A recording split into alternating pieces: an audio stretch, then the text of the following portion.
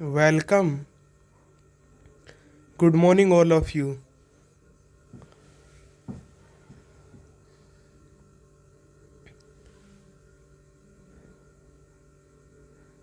Microbiology के अंदर आज का लेक्चर आपका किसके ऊपर है? टुडेज लेक्चर और कंटिन्यू ऑन हाइपर सेंसिटिविटी, यानी आज का लेक्चर आपका हाइपर सेंसिटिविटी रिएक्शन के ऊपर कंटिन्यू है, जिसके अंदर आज के लेक्चर में आप दो प्रकार की हाइपर सेंसिटिविटी रिएक्शन पढ़ोगे। एक तो टाइप सेकंड यानी साइटोटॉक्सिक, और क्या है टाइप थर्ड जो हाइपर सेंसिटिविटी रिएक्शन है इम्यून कॉम्प्लेक्स, वो पढ़ोगे। और इससे पहले वाले लेक्चर में आपने क्या पढ़ा था कि हाइपर सेंसिटिविटी की रिएक्शन क्या होती है। टाइप फर्स्ट जो है हाइपर सेंसिटिविटी रिएक्शन एनाफाइलोटॉक्सिक, वो क्या होती है, उसमें एनाफाइलैक्सिस रिएक्शन क्या होती है और एटोपी रिएक्शन क्या होती है। तो आज अपन क्या पढ़ेंगे, टाइप सेकंड की जो है हाइपर सेंसिटिविटी रिएक्शन है वो डिस्कस करेंगे। तो type second hypersensitivity reaction क्या है, साइटोटॉक्सिक, यानी सेल को कोई मतलब टॉक्सिक यानी कोई जहरीला कंपोनेंट या सेल को कोई लाइज कर दे। तो cytotoxic reaction is mediated by IgG और rarely by IgM antibodies directed against antigen on the surface of cells resulting in cell damage. यानी साइटोटॉक्सिक रिएक्शन क्या है, किसके द्वारा मीडिएट की जाती है, किसके द्वारा बनाई जाती है, तो एंटीबॉडी इम्यूनोग्लोबुलिन जी के द्वारा, और कोई रेयर कंडीशन में इम्यूनोग्लोबुलिन एम के द्वारा या एंटीबॉडीज के द्वारा। Antibodies directed against antigen on the surface of cell, यानी किसी सेल की सरफेस पे डायरेक्ट एंटीबॉडीज प्रेजेंट होती हैं और वो उसके साथ मतलब क्या करती है, रिएक्शन करती है of cell resulting in cell damage. और सेल की सरफेस पे एंटीजन एंटीबॉडी रिएक्शन होने से वो क्या कर देती हैं, फिर सेल को डैमेज कर देती हैं। उसका रिजल्ट क्या होता है, सेल लाइज हो जाती है। Next, antibodies bind to an antigen on the cell surface and cause, यानी एंटीबॉडीज जो है एंटीजन को बाइंड कर लेगी सेल की सरफेस पे, और क्या कोज करेगी वो, कि सबसे पहले देखिए फैगोसाइटोसिस, यानी किसी सेल का lysis, phagocytosis of the cell through opsonic और immune adherence,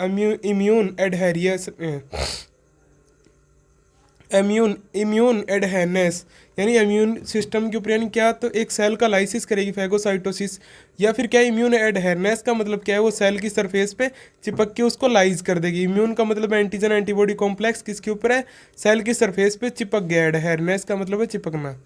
next, cytotoxicity by natural killer cell, या फिर क्या है टाइप सेकंड में क्या है, साइटोटॉक्सिसिटी यानी सेल का लाइसिस किसके द्वारा हो जाता है, नेचुरल किलर सेल्स के द्वारा, यानी लिम्फोसाइट में जो प्रेजेंट होती है नल सेल के द्वारा। Next, lysis through activation on complement system, या फिर क्या है उस सेल को कौन लाइज कर देता है, जो कॉम्प्लीमेंट सिस्टम होता है वो क्या एक्टिवेट हो जाता है एंटीजन एंटीबॉडी कॉम्प्लेक्स से, और वो क्या है उसको सेल को लाइज कर देता है, यानी क्या है हाइपर हो जाता है कॉम्प्लीमेंट सिस्टम, जिसकी वजह से क्या है सेल डैमेज हो जाती है। या फिर क्या है नेचुरल किलर सेल हाइपर हो जाती है, उसकी वजह से सेल डैमेज हो जाती है। या फैगोसाइटोसिस, यानी क्या है एंटीजन एंटीबॉडीज जो कॉम्प्लेक्स प्रेजेंट है वो भी सेल को लाइज कर सकता है। तो टाइप सेकंड में 3 चांस होते हैं, तीनों की वजह से क्या है सेल लाइज हो सकती है, इम्यून सिस्टम हाइपर हो सकता है। और टाइप सेकंड की जो हाइपर सेंसिटिविटी रिएक्शन है वो किसके द्वारा बनाई जाती है, कौन सी एंटीबॉडीज इन्वॉल्व होती हैं, तो इम्यूनोग्लोबुलिन जी इन्वॉल्व होती हैं, और रेयर कंडीशन में इम्यूनोग्लोबुलिन एम भी इन्वॉल्व होती हैं, यानी सेल की सरफेस पे प्रेजेंट होती हैं। नेक्स्ट देखिए एक डायग्राम के द्वारा कि क्या है, सेल है एक, मतलब सेल के ऊपर क्या प्रेजेंट होगी, एंटीबॉडी। एंटीबॉडी ऊपर क्या लिखा है, ऑप्सोनिक एडहेरेंस एंड फैगोसाइटोसिस, यानी ऑप्सोनिक एडहेरेंस होगी एंटीबॉडीज की, या फिर क्या है cytotoxicity, natural killer cell present होगी। फिर उसके साथ क्या ऐड हुआ, एंटीबॉडी के साथ एंटीजन, तो इम्यून एडहेरेंस बन गया, जिसके कंपैरिजन में या फिर कॉम्प्लीमेंट सिस्टम ऐड हो गया, जिसकी वजह से सेल क्या होगी, लाइज होगी। यानी इम्यून एडहेरेंस की वजह से भी सेल लाइज हो सकती है, यानी ऊपर की तरफ अगर अपन देखें तो, या फिर नीचे कॉम्प्लीमेंट सिस्टम जो है C8-9 वो एक्टिवेट हो गया, यानी कॉम्प्लीमेंट सिस्टम पढ़ा था आपने, C5-6-7-8-9 जो लास्ट में ऐड होता है वो अटैच होकर सेल मेम्ब्रेन को बाइंड करके और उसको क्या कर देता है, लाइज कर देता है। तो इस तरीके से क्या है टाइप सेकंड टाइप में किस तरीके से सेल लाइज होती है, यानी नेचुरल किलर सेल्स के द्वारा लाइज हो सकती है। या एंटीजन एंटीबॉडी कॉम्प्लेक्स की एडहियरनेस की वजह से लाइज हो सकती है, यानी उनके चिपकने की वजह से, या कॉम्प्लीमेंट सिस्टम के अटैक होने की वजह से लाइज हो सकती है। यानी जब इम्यून सिस्टम हाइपर हो जाएगा इनकी वजह से, या ये तीनों चीज़ें हाइपर हो जाएंगी, तो क्या है, सेल लाइज हो जाएगी। साइटोटॉक्सिक का मतलब है किसी चीज़ का लाइसिस, यानी किसी सेल का टूटना, ब्रेक डाउन। टॉक्सिक मतलब किसी जहर या किसी अदर कंपोनेंट की वजह से।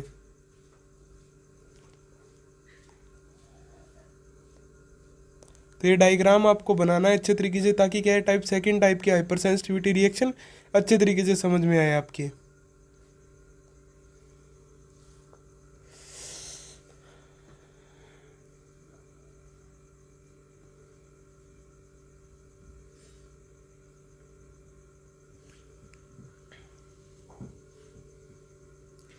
नेक्स्ट क्या है, एग्जाम्पल। एग्जाम्पल क्या है टाइप सेकंड हाइपर सेंसिटिविटी के, तो auto immune anaemias and haemolytic disease of newborn, यानी किसी नए बच्चे में, न्यूबॉर्न के अंदर या तो ऑटो इम्यून एनीमिया हो गया, यानी रेड ब्लड सेल्स की कमी हो गई, या कोई हीमोलाइटिक डिजीज हो गई। तो वो किसका एग्जाम्पल है, टाइप सेकंड हाइपर सेंसिटिविटी का। और होता क्या है इस ऑटो इम्यून एनीमिया में, कि lysis of red blood cell occur due to formation of anti erythrocyte antibodies, यानी क्या होता है कि न्यूबॉर्न के अंदर क्या है, एरिथ्रोसाइट के खिलाफ एंटीबॉडीज बन जाती हैं। उसके अंदर क्या, एंटी एरिथ्रोसाइट एंटीबॉडीज, और वो क्या कर देती है, उसकी रेड ब्लड सेल को लाइज कर देती है, जिसकी वजह से क्या हो जाता है, ऑटो इम्यून एनीमिया। नेक्स्ट क्या है, ड्रग्स रिएक्शन, यानी ये भी एग्जाम्पल है हाइपर सेंसिटिविटी सेकेंड रिएक्शन का। तो देखिए, सिडोर्मिड परपरा इज ए क्लासिकल एग्जाम्पल, यानी सिडोर्मिड परपरा जो ड्रग्स है वो क्या है, इसका एक क्लासिकल एग्जाम्पल है, अच्छा एग्जाम्पल है।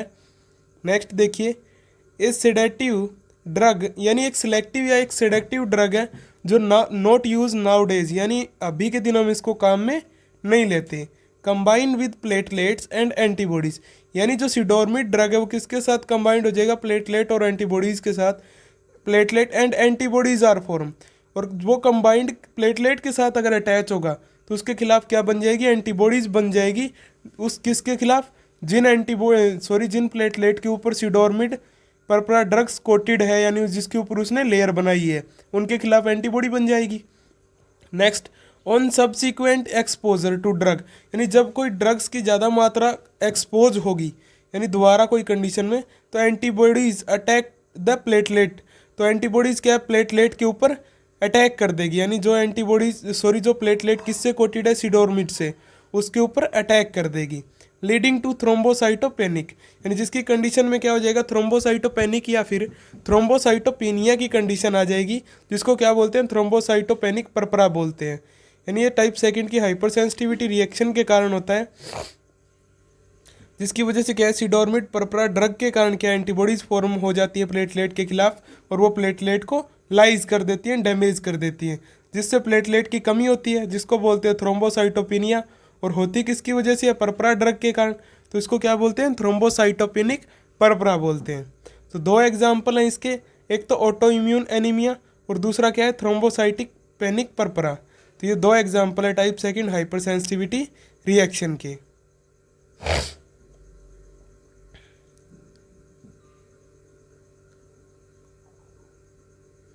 Type second hypersensitivity reaction से उसके एग्जाम्पल पूछ सकता है, यानी ड्रग रिएक्शन क्या होती है, या ऑटो इम्यून एनीमिया क्या होता है, या type second hypersensitivity reaction भी पूछ सकता है। नेक्स्ट क्या है, type third hyper sensitivity reaction, immune complex reaction, यानी इसमें क्या है, एंटीजन एंटीबॉडी कॉम्प्लेक्स के कारण कोई रिएक्शन होती है। तो देखिए, it is characterize by deposition of antigen antibody complex in tissue, activation of complement and infiltration of polymorphonuclear leukocyte leading to tissue damage. यानी इट इज़ करेक्टराइज बाय, यानी इसका करेक्टरिस्टिक क्या है, किसके करेक्टर के कारण ये होती है, कि deposition of antigen antibody complex in tissue, यानी किसी टिश्यू के अंदर, किसी उत्तक के अंदर एंटीजन एंटीबॉडी कॉम्प्लेक्स जब डिपॉजिट हो जाता है, यानी वो जम जाता है, उसके कारण क्या है, type third hyper sensitivity reaction होती है। एक्टिवेशन ऑफ कॉम्प्लीमेंट, यानी इनके कारण क्या है, कॉम्प्लीमेंट सिस्टम एक्टिवेट हो जाता है, और जो पॉलीमॉर्फोन्यूक्लियर ल्यूकोसाइट है वो क्या है, इनफिल्ट्रेशन का मतलब है टिश्यू के अंदर डिपॉजिट हो जाती हैं, वो भी एंटीजन एंटीबॉडी कॉम्प्लेक्स के साथ, लीडिंग टू टिश्यू डैमेज। और ये सारे एक जगह डिपॉजिट हो जाएंगे तो क्या है, टिश्यू का जो ब्लड फ्लो है वो क्या हो जाएगा, ब्रेक डाउन हो जाएगा, जिसकी वजह से क्या है कि टिश्यू डैमेज हो जाएगा। Next, type third reaction differ from type second reaction because its antigen are not attach to the surface of cell. यानी टाइप थर्ड की जो रिएक्शन है हाइपर सेंसिटिविटी, वो टाइप सेकंड से डिफरेंट है, क्योंकि इसके ऊपर जो इसके अंदर जो एंटीजन है वो सेल की सरफेस पे प्रेजेंट नहीं होता या सेल की सरफेस से अटैच नहीं होता, जुड़ता नहीं है। Next, the interaction of these antigen with antibodies produce free floating complex. यानी ये जो अट्रैक्शन है किसका, एंटीजन का एंटीबॉडीज के साथ, antibodies produce free floating complex, यानी ये क्या फ्लोट करता रहता है, तैरता रहता है किसके अंदर, कॉम्प्लेक्स के रूप में, which can be depicted in the tissue leading to immune complex reaction.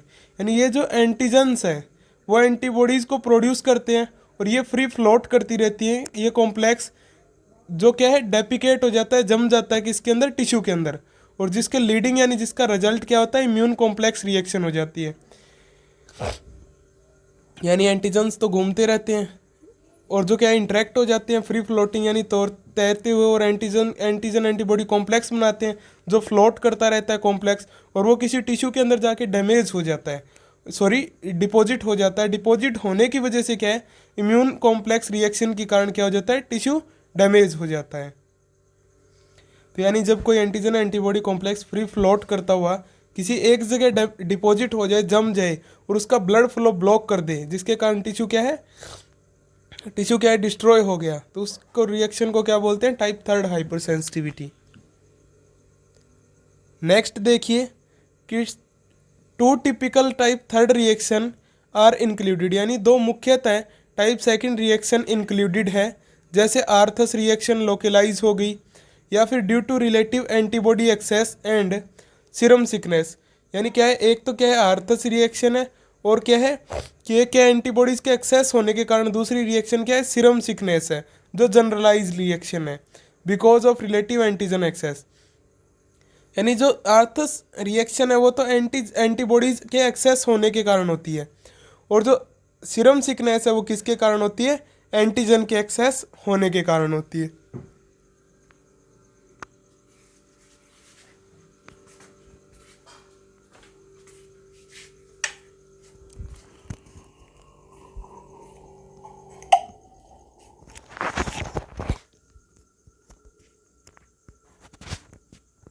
Next देखिए आर्थस रिएक्शन क्या है। तो the tissue damage is due to antigen antibody complex formed equivalence और स्लाइट एंटीबॉडी एक्सेस। यानी कोई टिश्यू डैमेज हो गया किसके कारण, कि एंटीजन एंटीबॉडी कॉम्प्लेक्स के कारण, जो या तो antigen antibody complex equal amount में बनाए या फिर एंटीबॉडीज थोड़ी सी ज़्यादा हों उसके कारण। Next, the antigen antibody complex are deposit on the wall of blood vessel. यानी ये जो एंटीजन एंटीबॉडी कॉम्प्लेक्स है वो कहाँ पे डिपॉजिट हो जाता है, ब्लड वेसल्स की वॉल्स के ऊपर, यानी उनकी दीवार के ऊपर। नेक्स्ट देखिए, these complex activate complement and attract neutrophil to the local site. यानी ये जिस जगह डिपॉजिट हुआ है ब्लड वेसल्स के अंदर, ये वहाँ पे कॉम्प्लीमेंट सिस्टम को एक्टिवेट कर देगा, और जो न्यूट्रोफिल्स हैं उनको अट्रैक्ट कर लेगा, यानी उनको अपनी तरफ खींच लेगा, और वो भी क्या एंटीजन एंटीबॉडी कॉम्प्लेक्स के साथ डिपॉजिट हो जाएंगी उसी लोकल साइट पे जहाँ पे क्या ब्लड वेसल्स की वॉल पे क्या एंटीजन एंटीबॉडी कॉम्प्लेक्स डिपॉजिट हुआ था। तो आर्थस रिएक्शन में क्या होता है, कोई antigen antibody complex equal amount में या फिर उसमें एंटीबॉडीज थोड़ी सी एक्सेस होती हैं, वो डिपॉजिट होकर क्या कर देता है, टिश्यू को डैमेज कर देता है। ये जो एंटीजन एंटीबॉडी कॉम्प्लेक्स है वो किसी ब्लड वेसल्स की वॉल पे डिपॉजिट होता है, और ये जो डिपॉजिट होने के बाद ये क्या है, कॉम्प्लीमेंट सिस्टम को एक्टिवेट कर देता है, और जो न्यूट्रोफिल्स है उनको अपनी तरफ अट्रैक्ट करता है उसी साइट के ऊपर, जिसकी वजह से वहाँ पे कॉम्प्लीमेंट सिस्टम और न्यूट्रोफिल क्या है उसके ऊपर अटैच हो जाते हैं, सरफेस के ऊपर डिपॉजिट हो जाते हैं।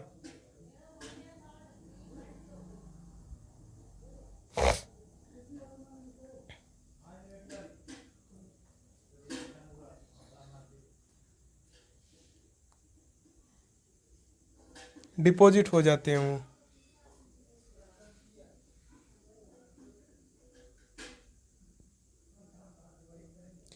नेक्स्ट देखिए, leukocytes platelet thrombi are formed which reduce the blood supply and cause tissue damage necrosis.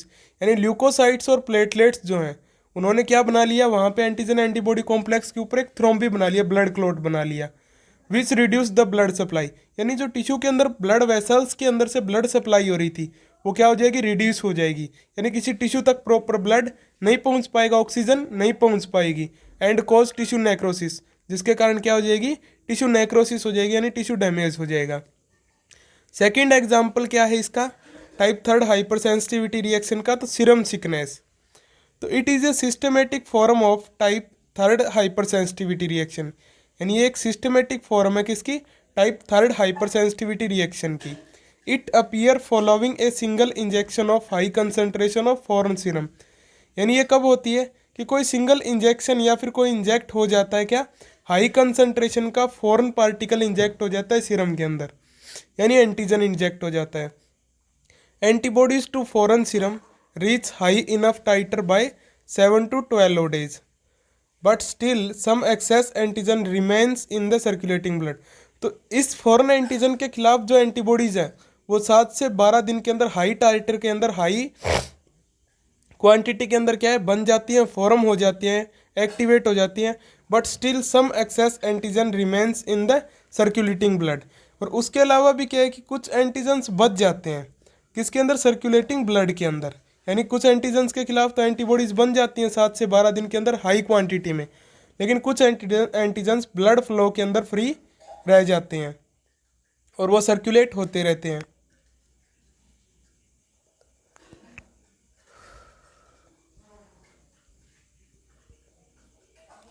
Next, immune complex get deposit on the endothelial lining of blood vessels. और ये जो एंटीजन एंटीबॉडी कॉम्प्लेक्स बनता है 7 से 12 दिन बाद, ये क्या है, डिपॉजिट हो जाता है किसमें, एंडोथेलियल लाइनिंग के अंदर ब्लड वेसल्स की, in various part of body, यानी बॉडी के अलग अलग पार्ट्स के अंदर। कॉजिंग इन्फ्लामेशन, वहाँ पे क्या है, इन्फ्लामेशन कॉज कर देता है, सूजन और इनफिल्ट्रेशन हो जाती है। यानी वहाँ पे भी क्या है, न्यूट्रोफिल और कॉम्प्लीमेंट सेल्स आके अटैच हो जाती है, इन्फिल्ट्रेशन हो जाता है। Immune complex damage the tissue in the same way as that Arthus reaction.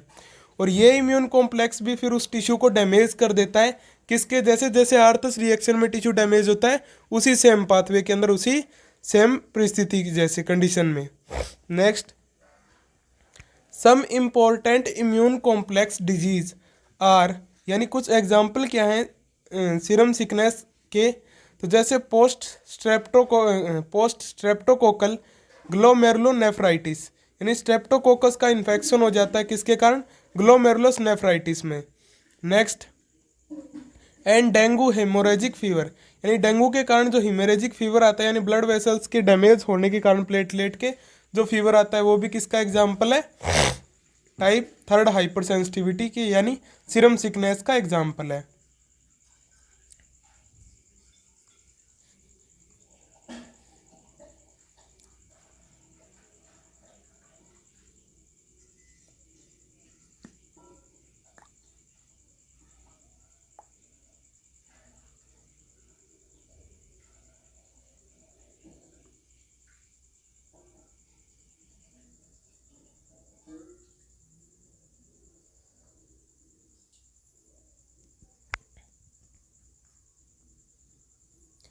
तो आपका नेक्स्ट लेक्चर किसके ऊपर रहेगा, next lecture continue on type fourth hyper sensitivity reaction. यानी आपका next lecture fourth hyper sensitivity reaction के ऊपर रहेगा, यानी delayed type hyper sensitivity reaction के ऊपर रहेगा, जिससे क्या है मोस्टली माइक्रोबायोलॉजी के अंदर अभी तक क्वेश्चन पूछा गया इम्यून सिस्टम से कि type fourth hyper sensitivity reaction क्या होती है।